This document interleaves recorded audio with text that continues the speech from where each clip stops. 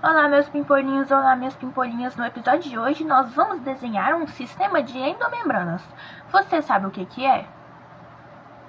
Bom, o sistema de endomembranas ele teve origem ao decorrer de invaginações da membrana plasmática. O que são invaginações? Significa que a membrana plasmática ela se dobrou para dentro e deu origem a membranas. As membranas. Aqui de azul eu vou colocar o núcleo.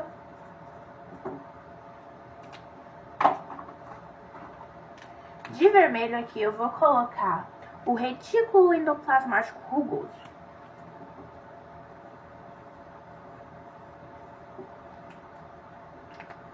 Junto com o retículo endoplasmático rugoso eu vou colocar de verde os ribossomos, que ficam presos entre as membranas, na parede da membrana do retículo endoplasmático rugoso. E agora de rosa eu vou colocar o retículo endoplasmático liso. O retículo endoplasmático liso ele não possui ribossomos. Por que o retículo endoplasmático liso não possui ribossomos? Porque ele é diferente quimicamente, morfologicamente e fisicamente.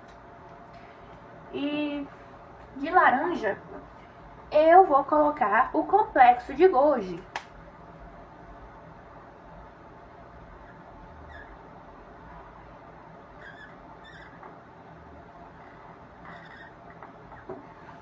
Eu acho que ficou um pouquinho pequeno, mas é isso, vai dar pra ver. Tá dando pra ver?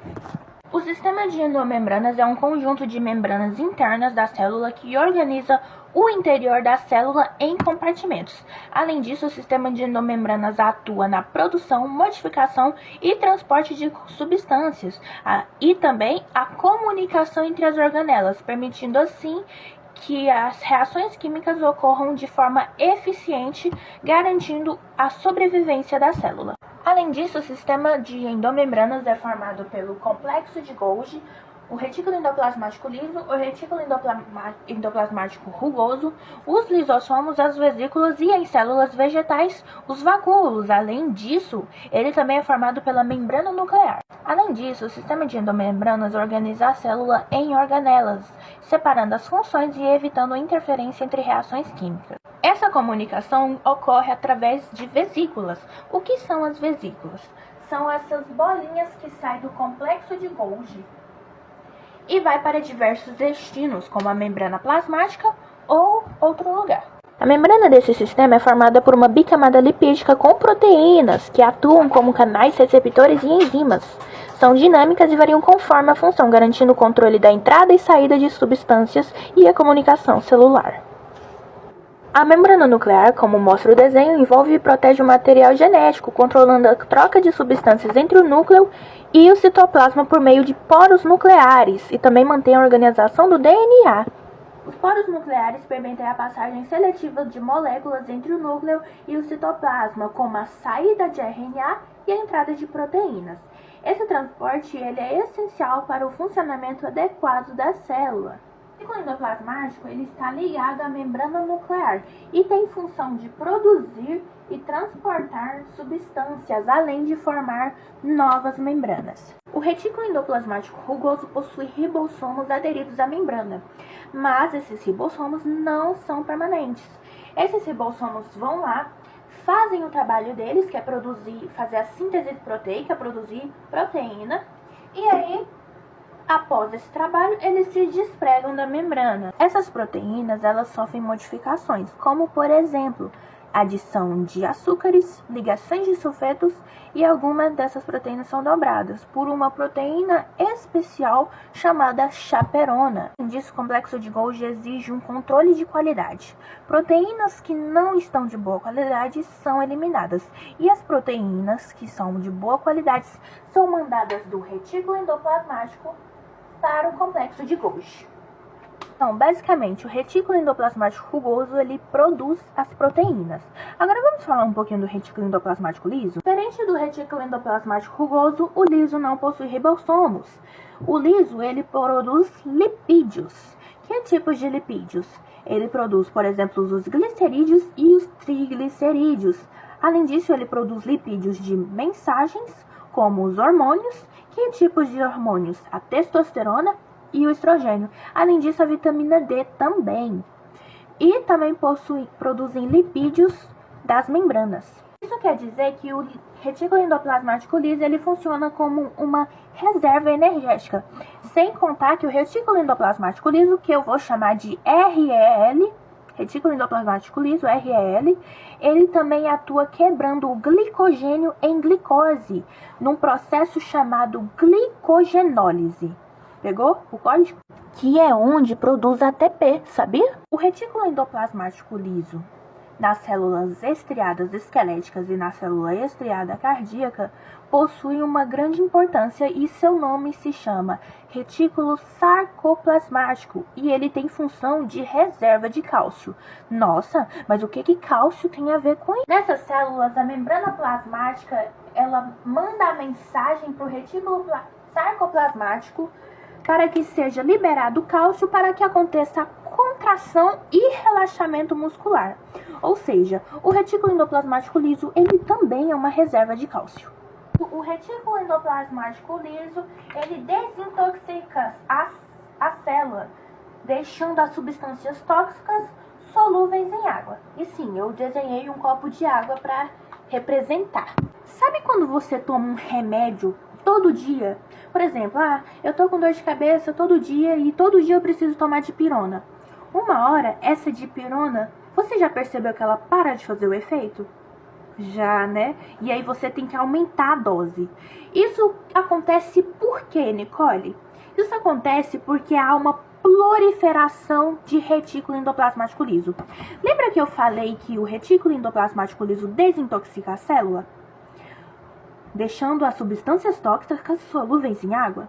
Quando você toma esse remédio demais, o retículo endoplasmático liso, ele pode ter uma tolerância medicamentosa. E aí, a proliferação. Então, quanto mais retículo endoplasmático liso, mais vai desintoxicar suas células. Por isso que quando você toma remédio, ele para de perder o efeito, por causa do retículo endoplasmático liso. Então, toma muito cuidado, gente, pelo amor de Deus. Porque quando ele para de fazer efeito e você aumenta a dose, isso é muito perigoso. Do retículo, os lipídios e as proteínas vão para o complexo de Golgi por meio das proteínas motoras, de preto, por meio do transporte de vesículas, de azul, a bolinha ali. O complexo de Golgi, ele recebe essas proteínas vindo do retículo e recebe os lipídios também. E ele é como um correio. Ele pega a encomenda, modifica, transporta e envia para o seu destino. E ele também é formado por vesículas, mas vesículas mais achatadas, e ele não tem ribossomos. O de Golgi ele é dividido em 3 partes. A parte voltada para o retículo endoplasmático é chamada de cis. A parte do meio é chamada de média e a parte do final é chamada de trans.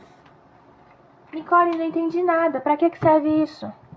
Cada parte do complexo de Golgi acontece uma reação. Como, por exemplo, a parte cis acontece a fosforilação e remoção de manose e a glicolização terminal. Nicole, não entendi nada! A fosforilação de manose é quando o complexo de Golgi etiqueta a proteína, falando para ela qual que é a função que ela vai realizar e para onde ela vai. A remoção de manose é quando a proteína ela é retirada um açúcar para que ela se torne funcional. E o que é a glicolização terminal? A glicolização terminal é como se a célula pegasse um adesivo de açúcar e colocasse na proteína para que ela seguisse seu destino. Já na parte final, que é a parte trans, acontece o isolamento, o revestimento e o envio por meio das vesículas, que são essas bolinhas de vermelho que está saindo do complexo de Golgi. Então, para resumir, aquilo que está no retículo endoplasmático vai para o complexo de Golgi. E existe 2 tipos de transporte. O transporte anterógrado, que é quando vai do retículo para o Golgi, e o transporte retrógrado, que é quando vai do complexo de Golgi para o retículo. Nicole, mas como assim? Por que volta? O retículo endoplasmático ele tem os ribossomos e produz essas proteínas. Mas essas proteínas não estão funcionais. O complexo de Golgi faz essas proteínas ficarem funcionais. Mas o retículo endoplasmático é uma organela igual a todas as outras, e ele precisa de proteínas também, para ajudar. Então, o complexo de Golgi, após fazer as proteínas se tornarem funcionais, manda essas mesmas proteínas funcionais para o retículo endoplasmático, para ajudar na produção de mais proteínas pelos ribossomos. Mas quais proteínas vão formar? Bem, temos os lisossomos, os peroxissomos, as enzimas pancreáticas e algumas das membranas plasmáticas. Agora vamos para uma curiosidade. O quadro tá meio cheio, então eu vou desenhar na parte de lá. Vou colocar no 3x para desenhar rapidão.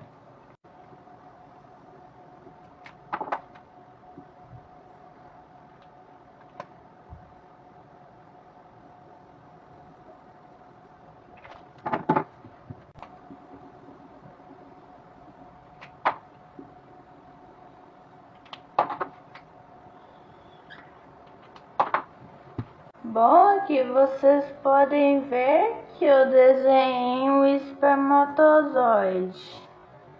Nossa, mas o que tem a ver? Gente, o complexo de Golgi, ele produz o acrossoma do nosso espermatozoide.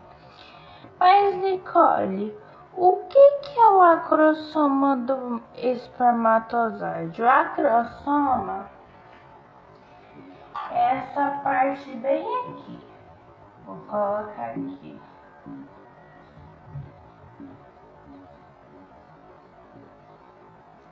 Essa parte bem aqui. Por quê?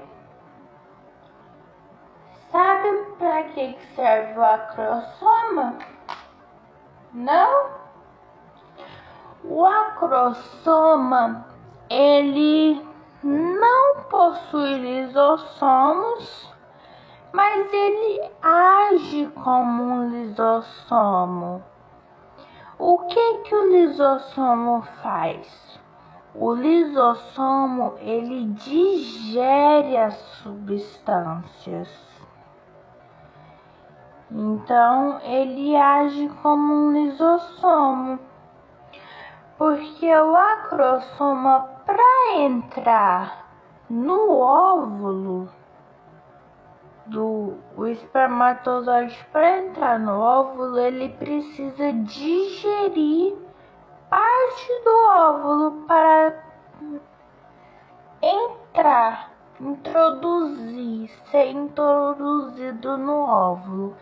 Ele precisa digerir a membrana que está revestida no óvulo. E é assim que acontece a fecundação. As vesículas são estruturas, nem dá para ver. As vesículas são estruturas membranosas que transportam as substâncias entre as células. Eu coloquei uma setinha aqui porque essas bolinhas de vermelho são as vesículas. E isso aqui é uma vesícula sendo levada por uma proteína motora. Isso aqui é o citosol. Citosol não, citoplasma. E essas vesículas, elas levam as proteínas e os lipídios para o destino delas. Ai, mas para quê? Para que elas possam se fundir com outras membranas e liberar seu conteúdo. Voltando ao assunto do lisossomo, porque eu falei anteriormente, mas eu nem expliquei para que servia. Os lisossomos, eles participam da digestão celular. significa que ele degrada substâncias e estruturas antigas, garantindo o processo chamado reciclagem celular.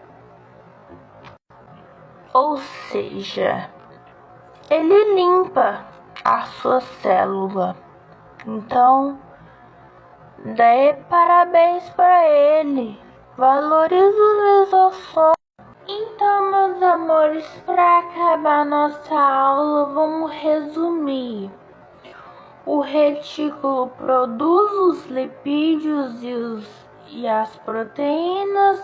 O complexo de Golgi armazena, modifica e transporta essas substâncias. O lisossomo faz a digestão e as vesículas levam essas substâncias, essas proteínas, para a membrana plasmática ou para outro destino. E é isso o sistema de endomembranas.